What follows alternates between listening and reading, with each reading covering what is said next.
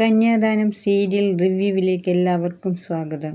അനന്തൻ മാഷിന്റെ മരണവും കാത്തിരുന്ന സുശീലയ്ക്കും വിനയനും നിരാശയാണുണ്ടായത്. അനന്തൻ മാഷ് മരിച്ചാൽ സിംഗപ്പൂര് പോയ ചീരു തിരിച്ചു വരുമെന്നായിരുന്നു വിനയന്റെ കണക്കുകൂട്ടൽ. സുശീലയ്ക്കാണെങ്കിൽ അനന്തൻ മാഷിന്റെ മരണത്തോടെ അദ്ദേഹത്തിന്റെ മക്കളുടെ, പ്രത്യേകിച്ച് അനുപമയുടെ കണ്ണീര് കാണാം എന്ന് സന്തോഷിച്ചിരിക്കുകയായിരുന്നു. പെൺകുട്ടികൾ വീട്ടിൽ നിന്ന് പോയതുകൊണ്ടാണ് വിനയന് ബിസിനസ് ഒന്നും നടക്കാത്തതെന്ന് അമ്മയും അമ്മാവനും പറയുന്നതിൽ വിശ്വസിച്ച് പെൺകുട്ടികളെ അനന്തൻ മാഷ് ഹോസ്പിറ്റലിൽ കിടക്കുന്ന സമയത്ത് കൊണ്ടുവരാൻ വിനയനോട് സുശീല പറയുന്നു. ഭാനുവും ഒറ്റയ്ക്കാണ് അനുപമയുടെ വീട്ടിലെന്ന് നോക്കാനായി സുശീല അനുപമയുടെ വീട്ടിലേക്ക് പോകുന്നു. അതേസമയം അവിടെ ഇന്ദ്രനെ കാണുന്നു. ഇവിടത്തെ കാര്യങ്ങളൊക്കെ ഇപ്പോൾ നീയാണോ ഇന്ദ്ര നോക്കുന്നത്? അല്ലെങ്കിലും എൻ്റെ മക്കളെ കാണൂ, ആർക്കെങ്കിലും എന്തെങ്കിലുമൊക്കെ വന്നാൽ അനന്തൻ മാഷിനും മക്കൾക്കുമെന്ന് അഹങ്കാരത്തോടെ സുശീല പറയുന്നു.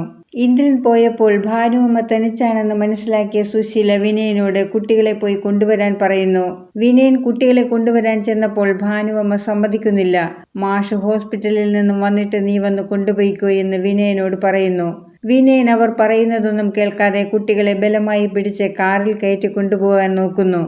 ഭാനുവമ്മ എത്ര പറഞ്ഞിട്ടും അവൻ അതൊന്നും വകവെക്കാതെ അഹങ്കാരത്തോടെ കാറെടുത്ത് കൊണ്ടുപോകാൻ നോക്കുമ്പോൾ ഭാനുവമ്മ കാറിന് മുൻപിൽ കയറിയിരിക്കുന്നു.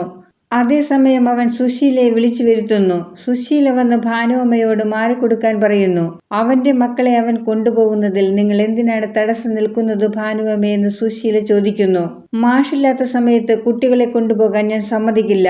മാഷ് കുട്ടികളെ എന്നെയാണ് ഏൽപ്പിച്ചത് എന്ന് പറയുന്ന ഭാനുവമ്മയെ സുശീല ബലമായി പിടിച്ചു മാറ്റുന്നു. വിനയൻ കാറെടുത്ത് കുട്ടികളെ കൊണ്ടുപോകുന്നു.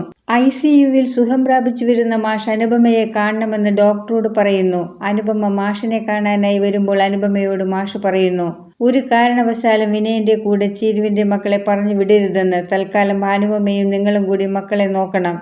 ഞാൻ ഇവിടെ നിന്നും ഡിസ്ചാർജ് ചെയ്തു വന്നാൽ പഞ്ചരത്നത്തിലേക്ക് അവരെയും കൊണ്ടുപോകുമെന്നും പറയുന്നു.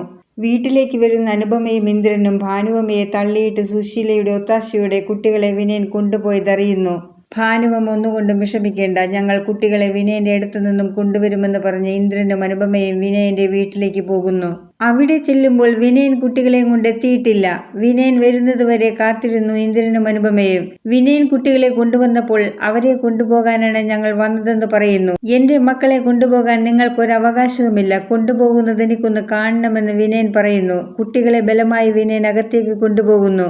വിനയന്റെ മകൻ അനുപമയുടെ കയ്യിലുണ്ടായിരുന്നു.